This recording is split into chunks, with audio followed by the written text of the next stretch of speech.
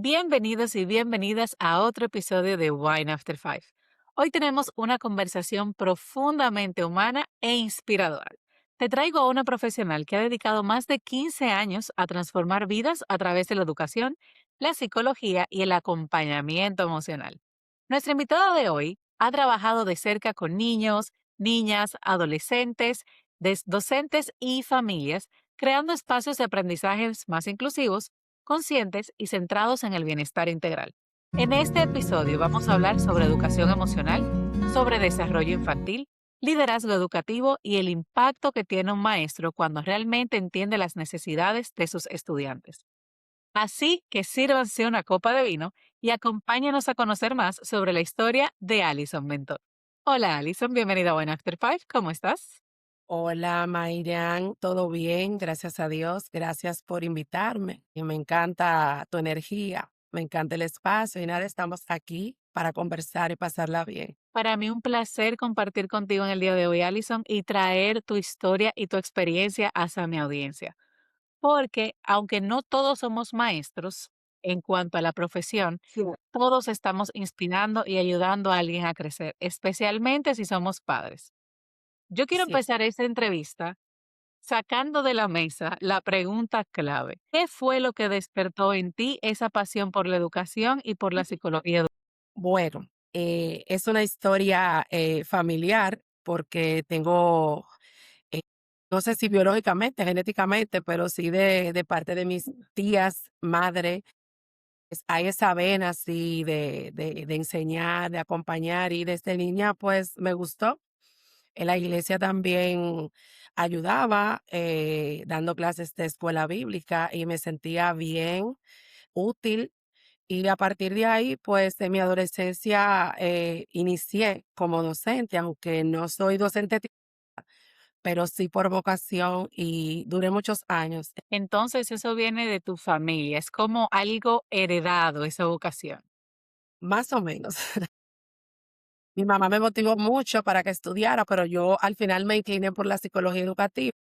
Tiene relación y además me dio más herramientas para acompañar, para enseñar, y ha sido muy útil realmente. Yo quiero aprovechar, Alison, eso y preguntarte algo que me causa mucha curiosidad como madre.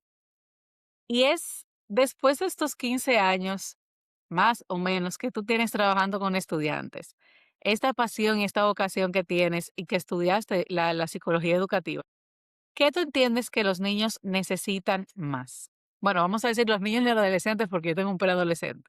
¿Académico o apoyo emocional? Bueno, ambas son importantes para el desarrollo del estudiante, del adolescente, del niño, pero entiendo que estos nuevos enfoques de neurociencia, neuroeducación, nos han enseñado que la parte emocional influye e impacta al ser humano para aprender y para desarrollarse en cualquier área. Entonces, entiendo que si lo emocional no está bien, lo cognitivo, pues por más material que haya, por más habilidades, esas habilidades y ya lo cognitivo, pues va acompañándose, va desarrollándose. Y entiendo que los niños y adolescentes, Francisco Mora dice en sus libros de neurociencia y neuroeducación, que sin emoción no hay aprendizaje. Entonces, las emociones son bastante importantes para el aprendizaje, tanto a nivel educativo como en el aprendizaje de la vida. Entonces, a ver si entiendo, se me cayó el 20. El apoyo emocional va de la mano con ese apoyo académico.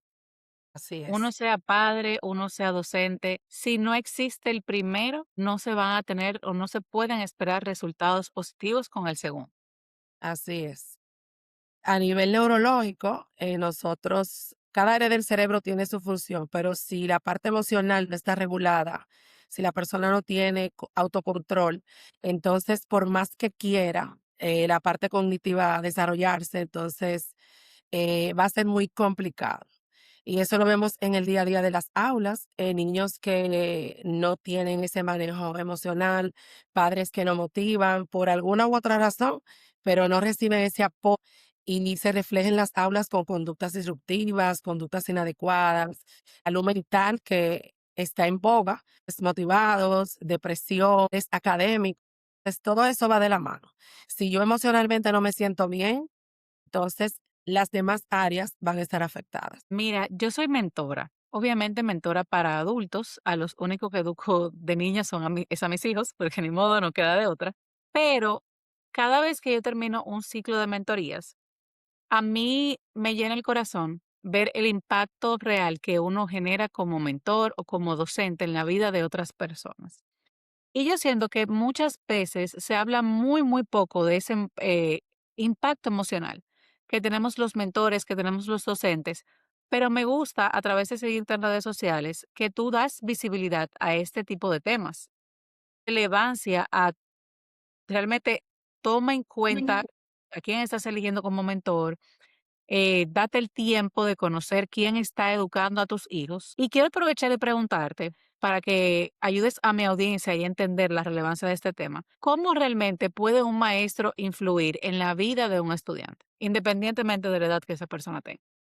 Bueno, el maestro, independientemente del nivel académico, es una figura importante en el aprendizaje y en el desarrollo de la persona a nivel cognitivo, emocional, social.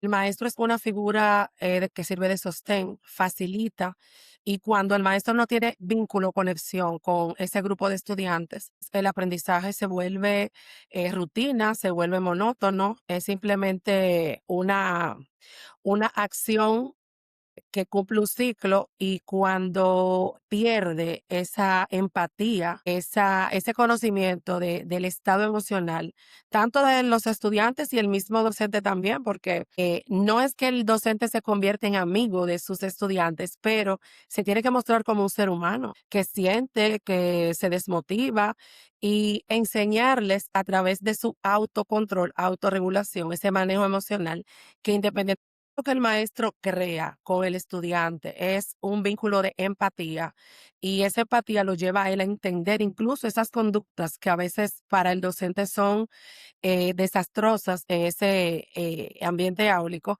pero aún así él va a entender y más que juzgar al estudiante o etiquetarlo, se va a acercar, lo va a indagar que por qué, qué situaciones lo llevan a él a actuar así desde el nivel inicial, o sea, eso no es solamente con los grandes.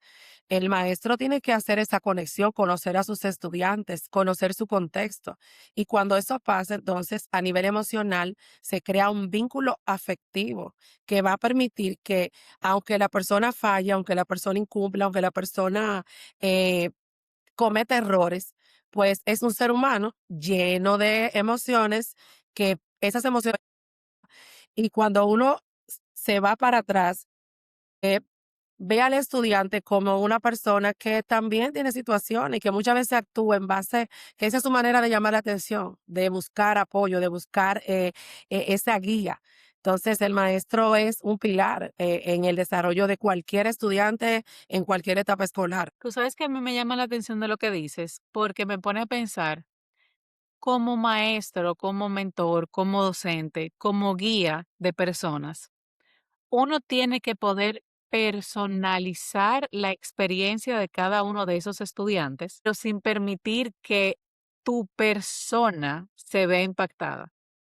O sea, ser Así, muy consciente de lo que está pasando cada uno de tus estudiantes, de qué comunidades vienen, cuáles son las realidades que viven en sus hogares, por qué reaccionan de ciertas maneras, pero que cuando ese estudiante tal vez no responda de la manera que tú estás esperando, tal vez incluso te falte el respeto por el mismo ambiente en el que se ha desarrollado, tú así sepas es. despersonalizar la situación y no sentir que es un ataque hacia ti la persona.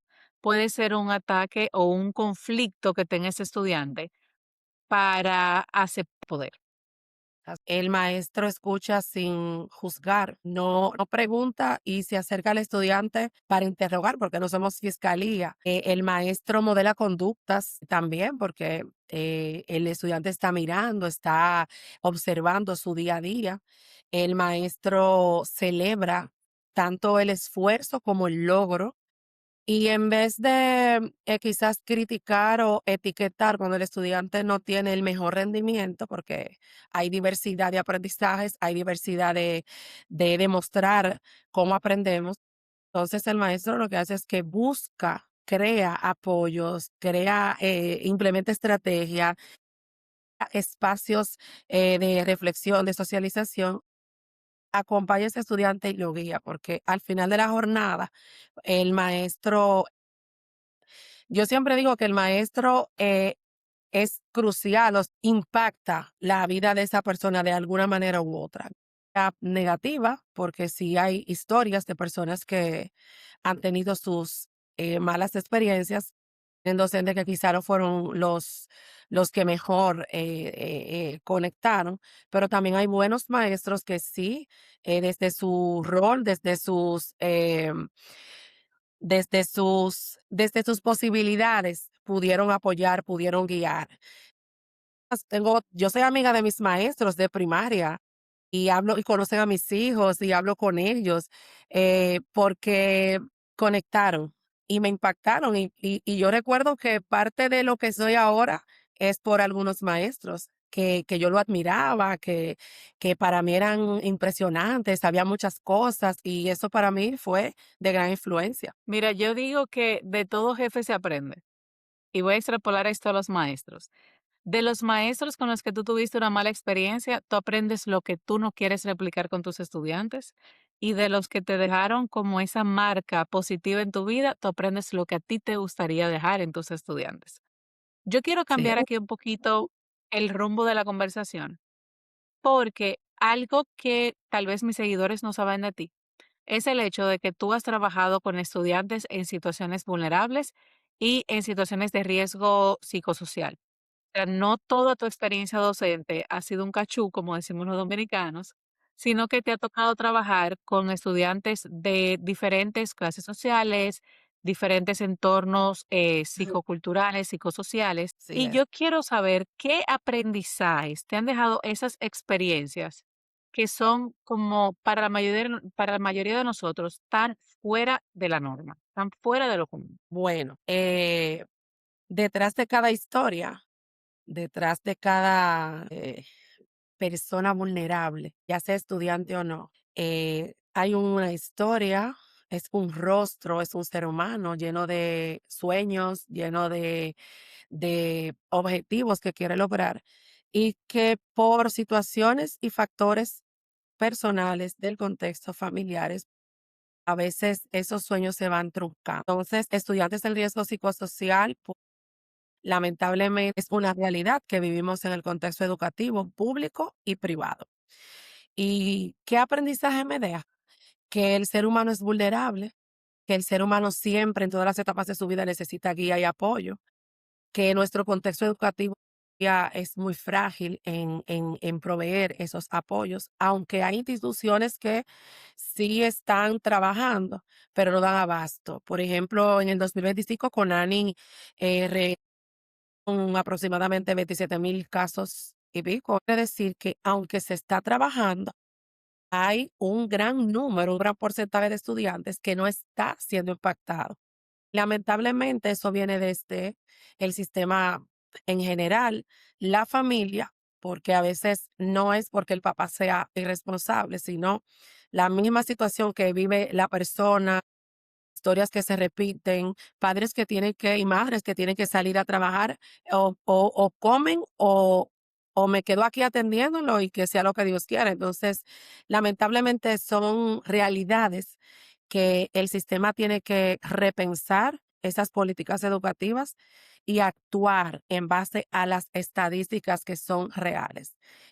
Nada más no es estudiantes que abusan, hay estudiantes que están, ahora está de moda las autolesiones, porque antes siempre ha existido, pero ahora es muy recurrente.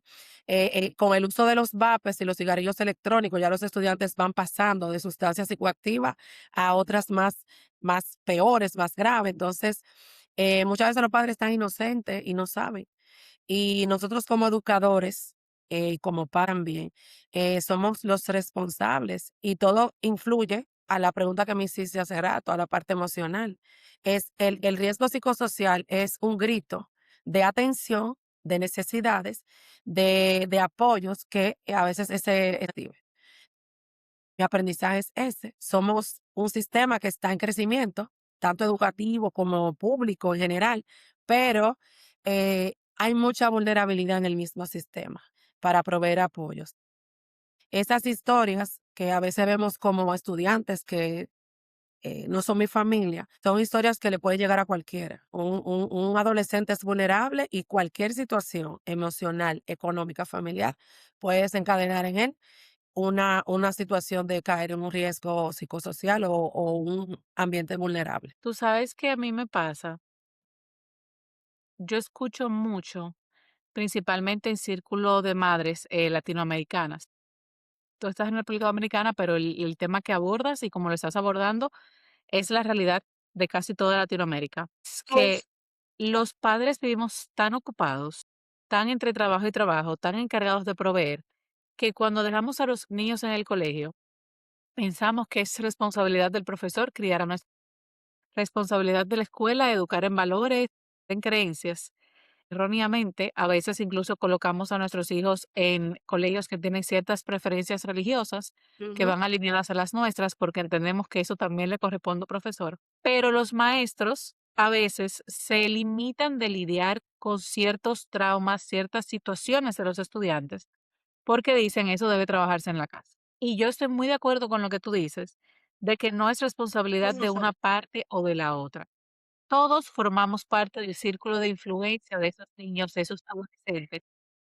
Por ende, deberíamos estar trabajando de manera conjunta para asegurarnos de traer a capítulo o de criar a seres humanos lo más social y moralmente correctos. Entonces, quiero preguntarte, porque ya la primera parte de la entrevista la enfocamos mucho desde la perspectiva del docente.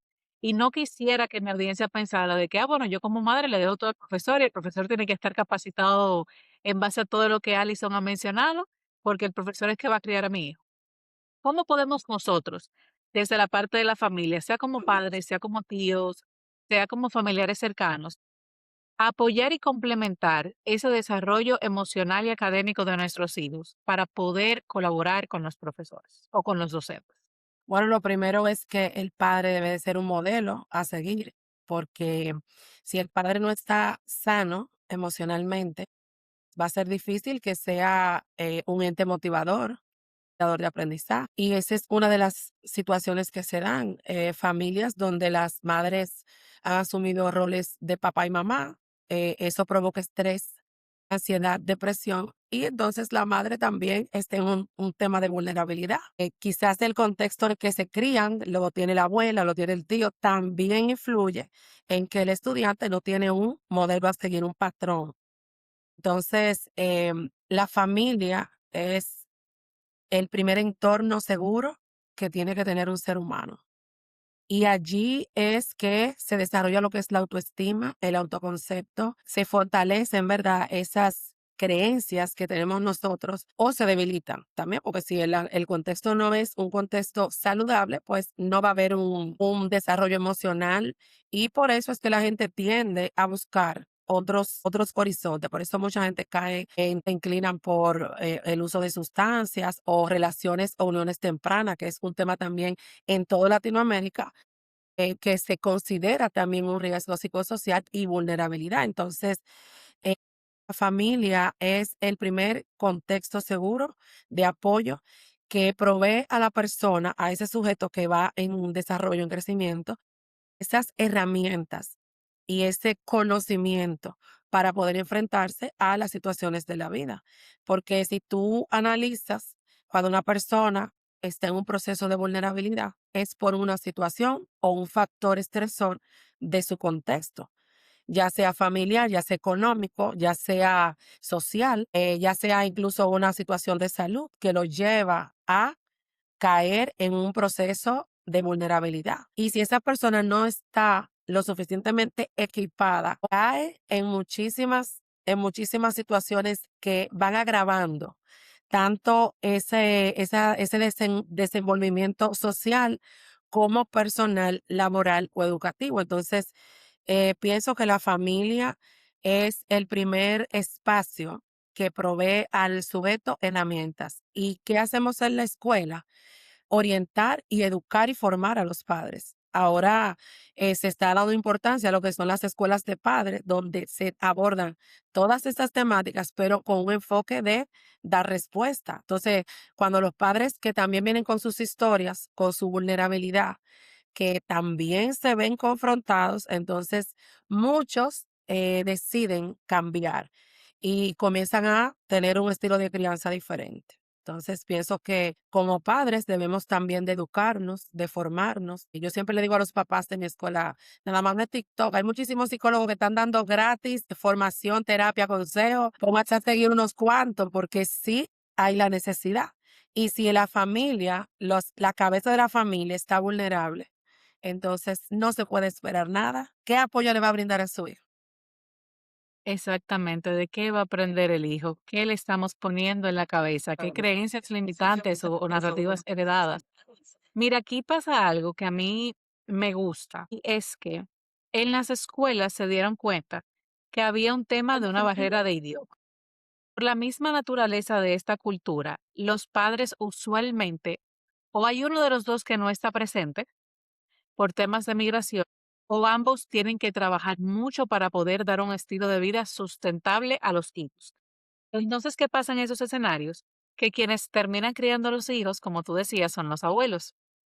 Pero los abuelos, en la mayoría de los casos de las familias latinas, tienen una barrera en el idioma. Entonces, es contraproducente o tienen incluso una barrera a nivel educativo. Es contraproducente tú mandarle tarea a un niño a la casa que sea en otro idioma, que tal vez el No. abuelo no lo entiende, o que sea un método nuevo a nivel de matemáticas, de biología, de ciencias, hacer matemáticas, cómo aprender ciencias como si el familiar, sea padre, madre, abuelo, lo que sea, y el niño estuvieran aprendiendo a la par. Y así, desde tu madurez como adulto, tú puedes entender la experiencia por la que está pasando el niño, pero a la vez Ujú, tú puedes explicarle los procesos.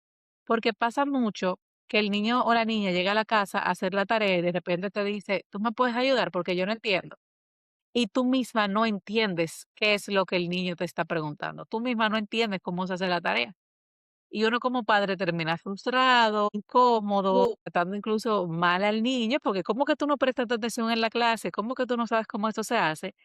Y se nos olvida que son niños. Ellos están en un proceso de aprendizaje que obviamente nos ven a nosotros como guía, porque pues, los adultos se supone que ya tú fuiste a la escuela, se supone que tú sabes de lo que yo te estoy hablando. Entonces, desde esa experiencia que tú tienes y desde esto que nos comentas, de esas clases que se hacen para padres, tu misma recomendación que es real, hay muchísimos TikTokers, muchísimos influencers que son psicólogos, que son profesores, que de manera gratuita dan ese tipo de consejos, pero ¿qué señales deberíamos observarnos padres o los familiares que estamos envueltos en la crianza de estos niños para darnos cuenta de que están teniendo alguna dificultad emocional o de aprendizaje y cómo nosotros podemos estar ahí para ayudarlos?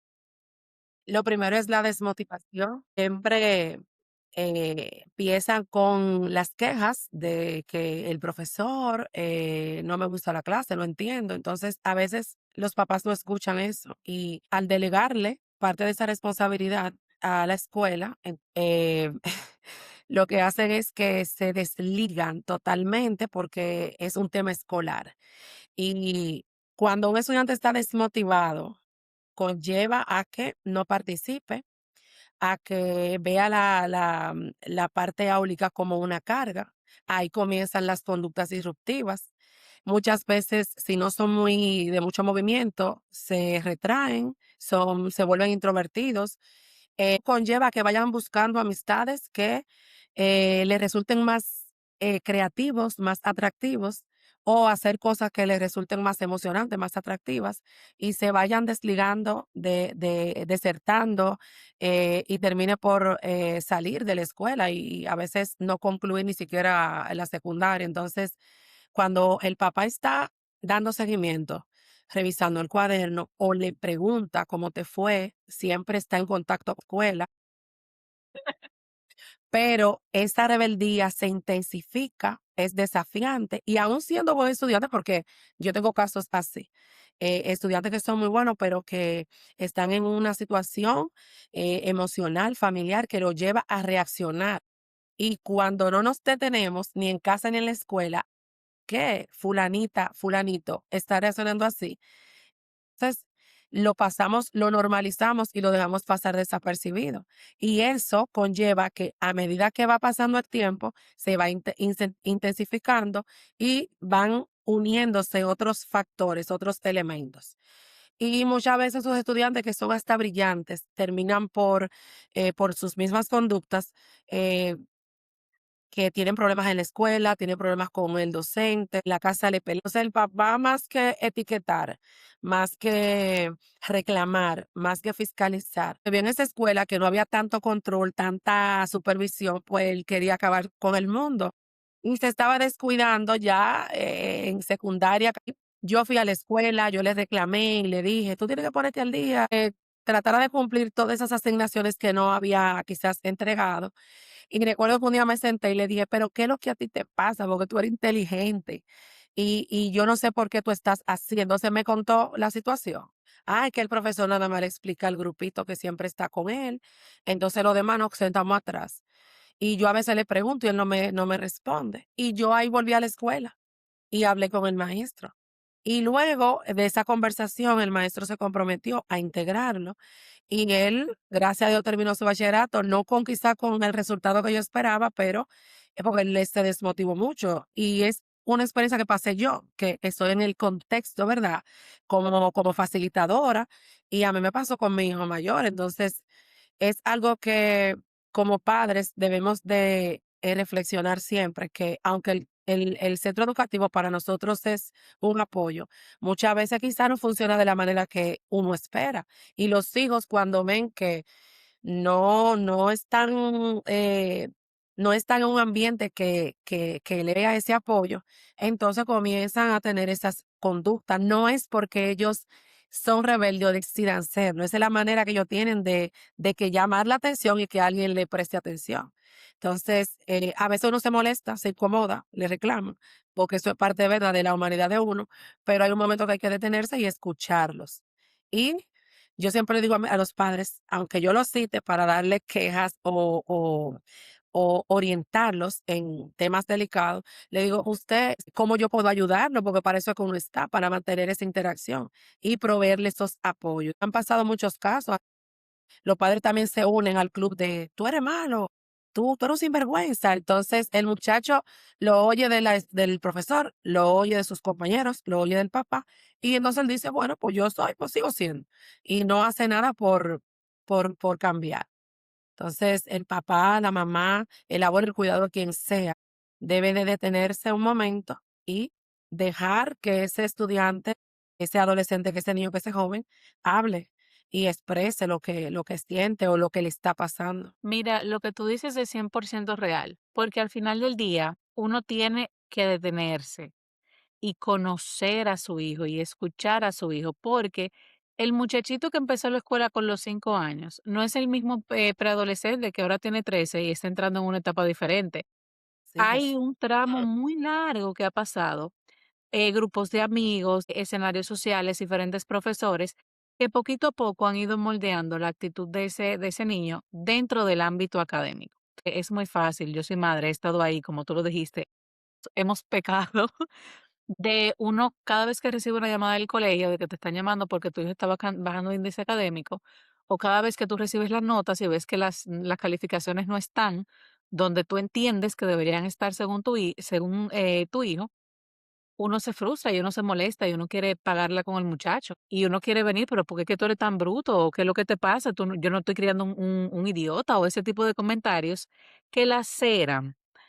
Pero lo que tú dices es real. Uno tiene que tomarse esos 5 minutos, pausar, respirar y en vez de cuestionarte es mi hijo bruto, pararte y sentarte con tu hijo y preguntar qué pudiera estar pasando, o en ese ámbito académico, o en el entorno social de sus amigos, o en tu casa, que a él lo esté impactando. Por lo mismo que tú dices, a veces uno puede tener niños sumamente inteligentes, pero al ritmo que van las clases, como ellos absorben la información rápido, en los colegios se trata mucho de repetición para que todos los niños aprendan y no todos aprenden al mismo paso. Si a ti te toca aprender, si a ti te toca tener un hijo que aprende muy rápido, se puede desmotivar de ir a la escuela porque dices que todos los días me enseñan lo mismo, ya eso yo me lo sé, no Ujú. hay nada que me llame la atención, no hay nada que sea retador para mí dentro de ese ambiente, porque los niños también se aburren. Y si te toca un niño en el extremo inferior, en el sentido de que les cuesta mucho aprender, tal vez la forma visual no es la forma más fácil en la que aprenden, si no lo aprenden por práctica, tal vez el niño también se frustra porque dice, todos mis amigos ya se lo saben, a mí todavía la álgebra no me entra por poner el ejemplo del álgebra, y el mismo niño se está cuestionando si es que él tiene una discapacidad. Y cuando lo refuerza el profesor y cuando los amiguitos se burlan y cuando se lo dicen los papás, el niño lo asume como real. Entonces, cuando están en el otro lado, de que son absurdamente inteligentes, pero el profesor le dice, yo no puedo cambiar de elección, lo ignora, lo desacredita. Cuando tú en la casa, y como tú dices, le dices, no, es que tú tienes que ir al colegio porque es tu obligación, y no te detienes a escucharlo.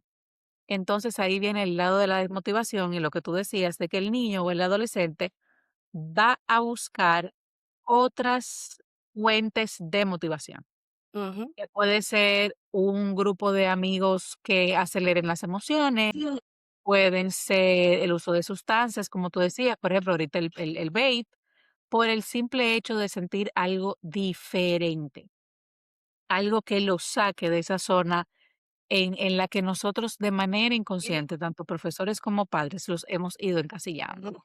Así Y es. por eso es sumamente importante pausar y escuchar lo que el niño te está diciendo. No preguntar por preguntar, sino sentarte, escuchar y entender de dónde viene eso. Y cómo tú le puedes colaborar, cómo tú puedes hablar con la escuela para que los docentes colaboren y tratar de ayudarlo. Y a eso me lleva a la última pregunta del podcast, que se nos ha pasado rapidísimo el.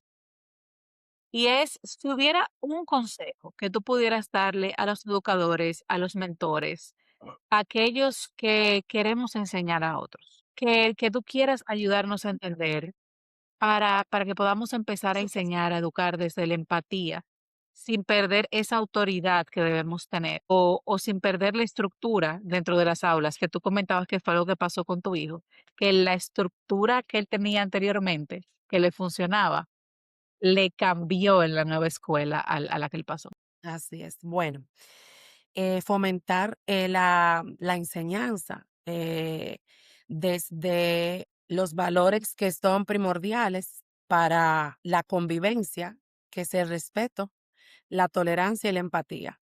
Si el docente respeta esa diversidad, las capacidades diferentes que tiene cada estudiante y es tolerante con esas reacciones, conductas y lo desde la empatía, pues, esos conflictos que se dan a veces de que el maestro pierde la cordura, pierde su liderazgo, pierde la autoridad, porque en verdad es un poco complejo, y cuando la gente pierde ese rol, esa presencia de gestor, yo le digo a los docentes, ustedes son gerentes de su aula, ustedes son los que saben ahí y yo voy y le pido permiso porque así yo lo trato. Entonces, entonces ese proceso áulico, ese proceso educativo, enseñanza-aprendizaje, no va a ser significativo. El maestro tiene que ser creativo, apelar a la emoción, la innovación, por la diversidad que tenemos en esa aula y en ese centro educativo, que vienen a veces de diferentes comunidades, diferentes familias con diferentes historias. Entonces, su práctica, que lee mucho, otra gente son rezagadas para leer, otra gente le gusta lo más práctico, ver un video y ya.